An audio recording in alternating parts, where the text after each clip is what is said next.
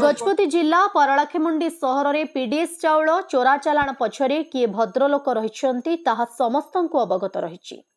गत दिन राति एक चाउल बोझे हाइवा स्थानीय लोकों पक्षरु अटक होइथिबा बेले ताहा विभागीय अधिकारी पक्षरु पारलाखेमुंडी आदर्श थाना रे रखा जायथिला।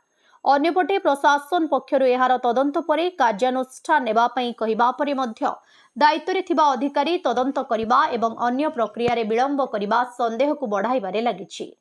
जिले में एपरि किछि चाउल माफिया पीडीएस चाउल चालाण करुथुबा बेले सहर रे सेमाने भद्र मुखा पिंधि रहिछन्ति। विशेषकर पीडीएस चाउल गुड़िक अन्य एक जरी तथा अखारे भर्ती करी एही चालाण करिथांती। एहा सह समयर सुजोग नहीं चाउल किनिबा बिल भी तैयारी करी देखाई थांती, जहाकी एहा धरा पड़िथिबा चाउल तदंतरे विलंब करुथुबा समय सीमा को बुझाउची। कथाटा एठारे रहिनी एही चालाण करुथुबा भद्र लोकमाने समस्त व्यवस्था करी रखि थांती।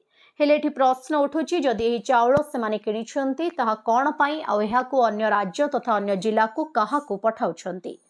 चाउल चालाण पई प्रशासनिक अनुमति नेबाकू थिबा बेले एते बस्ता चाउल गोटे हाइवारे केउ आड़को नेउथिले एवं कोन एथिपई किछि अनुमति रहिछि कि?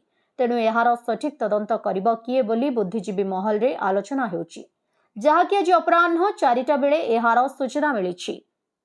गजपतिरु टिकिलिमांक रिपोर्ट, ओडिशा हाइलाइट समाचार।